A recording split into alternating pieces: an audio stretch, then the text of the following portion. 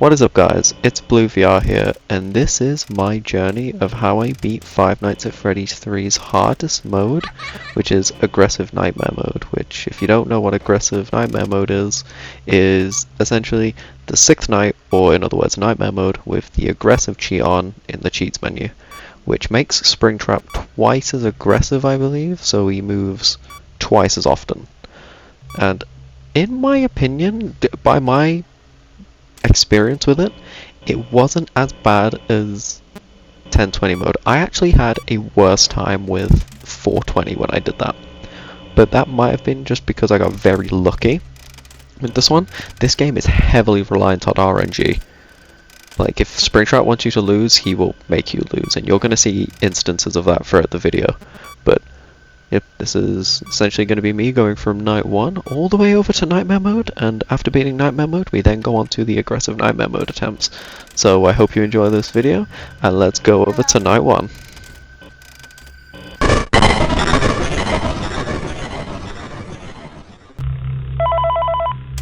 So night 1 is essentially just a free night, because Springtrap or none of the Phantoms aren't in the building yet. So this night is basically allowing the player to have a gist of what the cameras are, have a gist of what the maintenance panel is, and just get a feel of how the game works. So nothing actually happens this night. So I'm gonna basically just skip this one because nothing really interesting happens. It's just me just waiting for the night to end because I already know it's a free night. I know nothing's gonna kill me. So let's go over to night 2.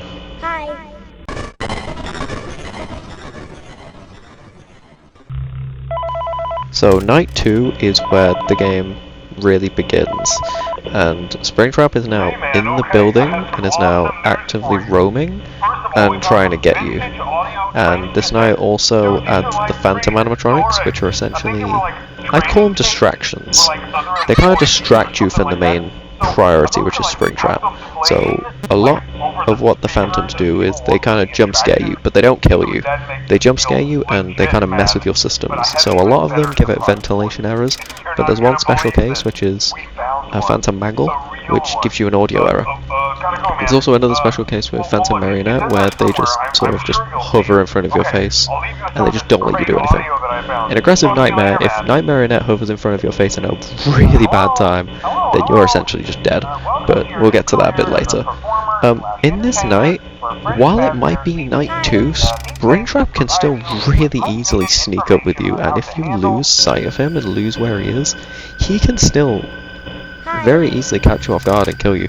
Like, in this night, even though it's night 2, I still died. Even though I've beaten Nightmare Mode before, prior to this point, again, that was 3 years ago. I'm extremely rusty, or was extremely rusty, and I still died to Springtrap on night 2, which I guess is kind of embarrassing, but it happens to the best of us. But I put the game down for a few days, and then after that, I picked it back up, and I think I beat night 2 first try again. So yeah, night 2 isn't really that bad. And then after that, I kind of just started playing the whole nights, and ended up beating night 3, and ended up beating night 4 shortly after. And I also got, upon launching night 4, I also got one of the rare screens that you get sometimes, which shows Springtrap trying to break out of his own suit, which is quite cool. I've never seen that before, so I'm really happy I got that. And in night 4, look at this close call I got when I finally beat it. He was peeking his head, and I'm pretty sure I was seconds away from death here. But I did manage to clutch it out, and this is what we call a stare down, where you just kind of stare at each other and hope that it turns to 6 AM. Yeah, that was a very close call. And here's my night 5 win. Nothing really noteworthy to add here, it's just night 5 victory. And now we move on to Nightmare Mode, which was a literal nightmare for me, so let's go.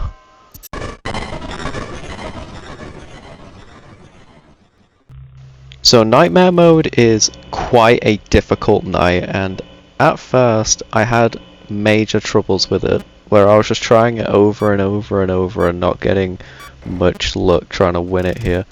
And if you want to know like how many times I died here, here's an example of how many times I died in Nightmare Mode.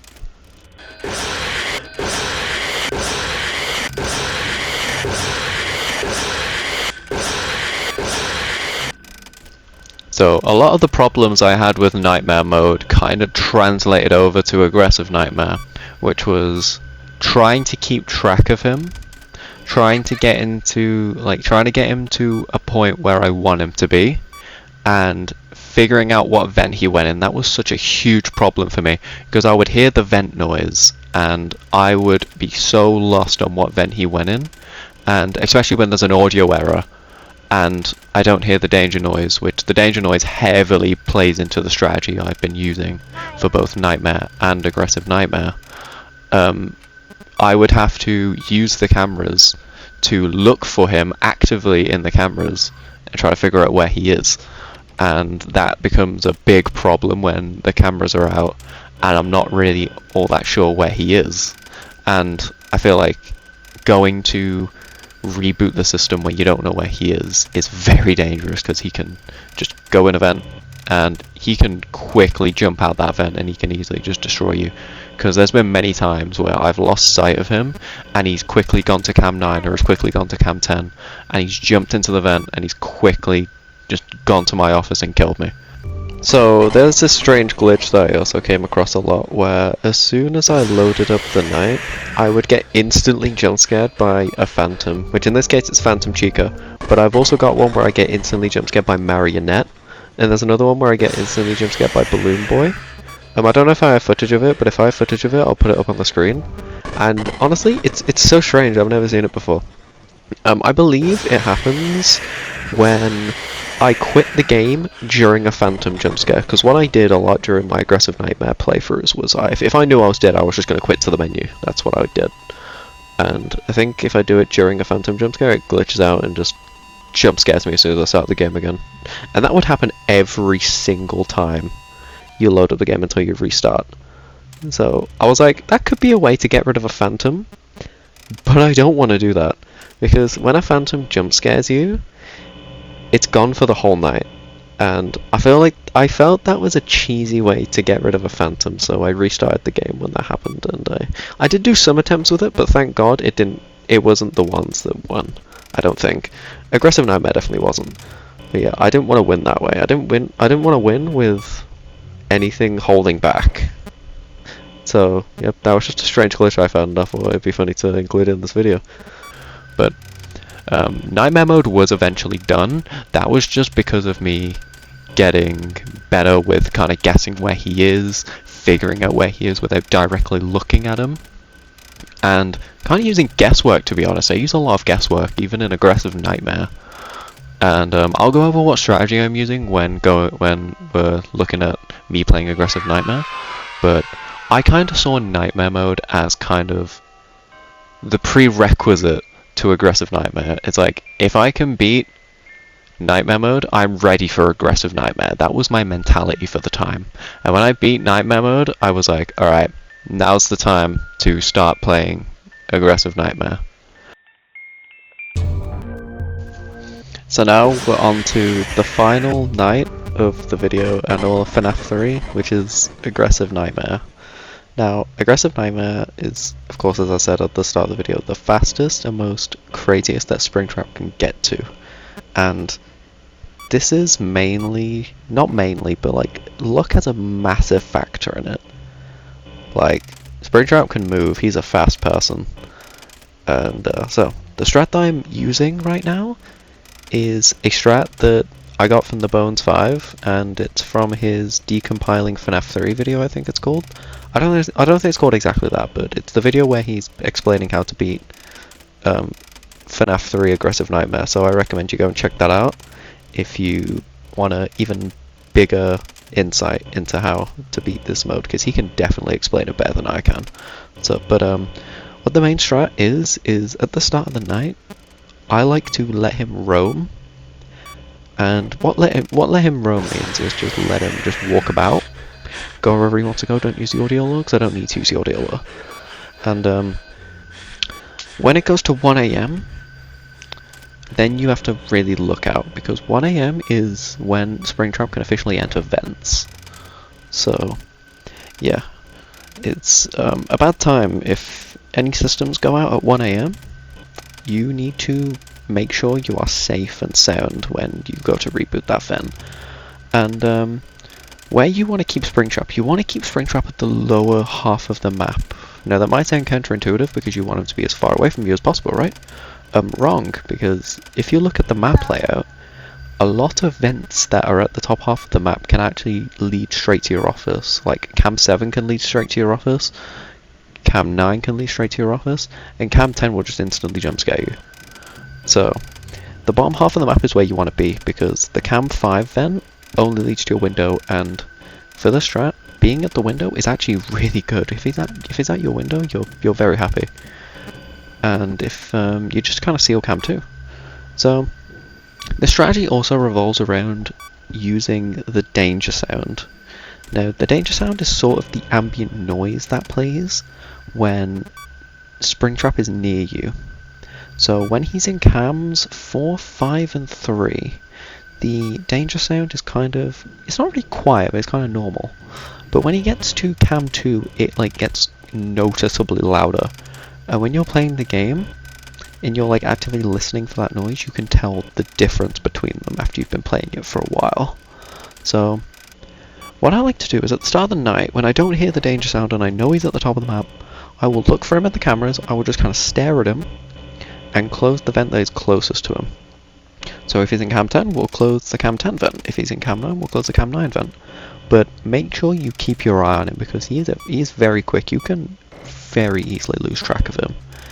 And when you then hear the danger sound, which is when he's in cam 5, 4, 3 or even 2, quickly go into your vents and seal the cam 2 vent, which is the one at the very bottom which leads straight to you.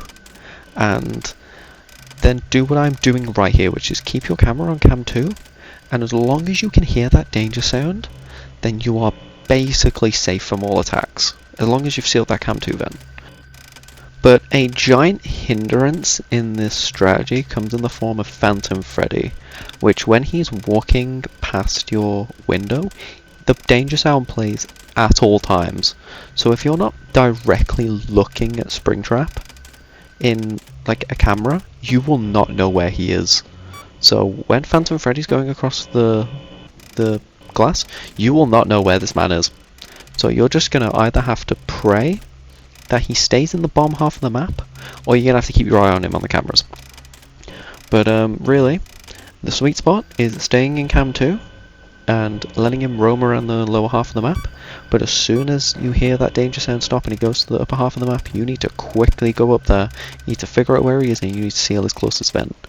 And what I like to do is I like to quickly seal the cam 7 vent. And you don't have to do this, but it's what I personally like doing. That has saved me a few times because I've just guessed where he is. And basically when he's at the window, you want to just audio lure him back.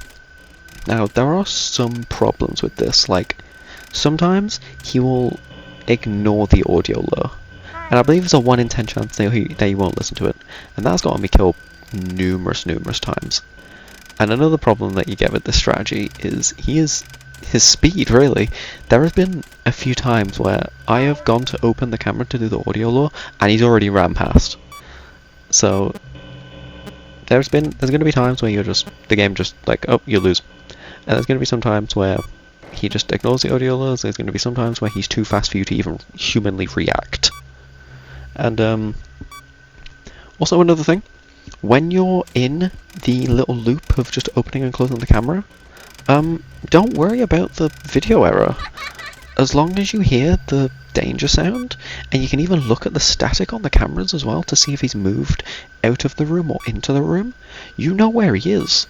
So you don't need the cameras to look at him. The only time you need the cameras to look at him is when he goes to the upper half of the map, or Phantom Freddy's there. But yep. Aggressive Nightmare mode was beaten in about an hour and a half, I want to say. And in the background, what you see right here is the completed footage of me beating Aggressive Nightmare mode. And if you want the full night, unedited night, I'm also going to post it right after I post this video. So if you want to see the full unedited, no commentary video of the Aggressive Nightmare win in all of its entirety, go over to that video and you'll see the full of it. But anyway, this has been my quest to the aggressive nightmare mode.